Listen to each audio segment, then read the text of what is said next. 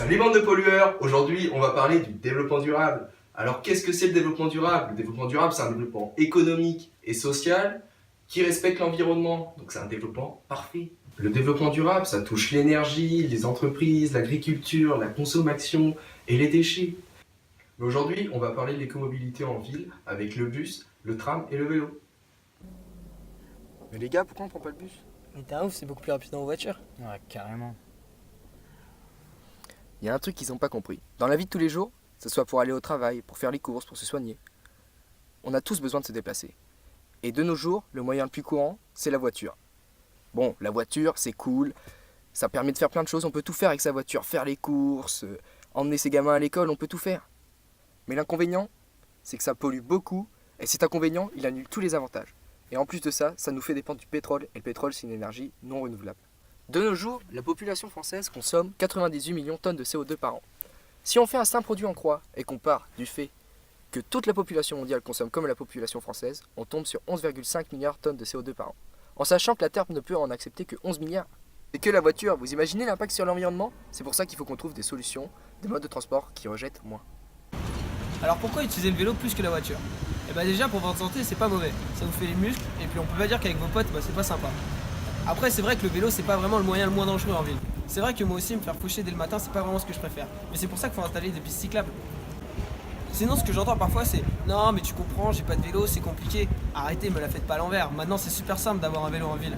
Il y a des super réseaux comme par exemple Vélib, Vélop. Après il y en a qui marchent moins que d'autres. Mais imaginez le nombre d'emplois que ça peut créer entre la construction des pistes cyclables, la gestion des réseaux, l'entretien des réseaux. Sur un réseau comme Vélib ça représente 365 emplois. Et puis ça coûte beaucoup moins cher qu'une voiture. Un abonnement Vélib c'est 29 € par an. Et je vous ai même pas encore parlé de l'impact sur l'environnement. Bah c'est 0 CO2, tout simplement. Alors moi je me suis intéressé au cas du bus. Dans le développement durable, il y a différents piliers.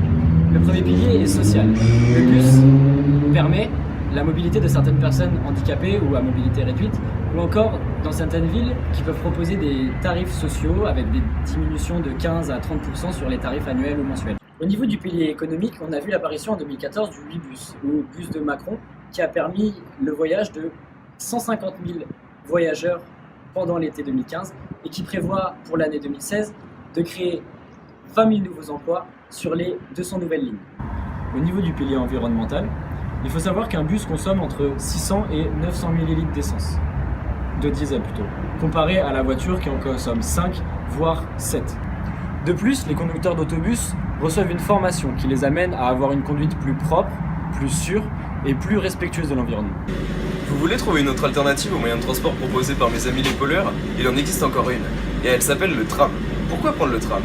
Contrairement à la voiture, il a l'avantage d'être écologique et plus économique, malgré les moments difficiles le matin, et je vous assure que je sais de quoi je parle. Le tram consomme moins d'énergie par kilomètre et par personne que tout autre moyen de transport, hormis le vélo. Il consomme 15 fois moins que la voiture et 3 fois moins que les bus en ville. Une rame de tram peut accueillir 240 personnes, soit 3 autobus ou 177 voitures. Il fonctionne à l'énergie électrique, une énergie renouvelable contrairement au pétrole qui est amené à disparaître.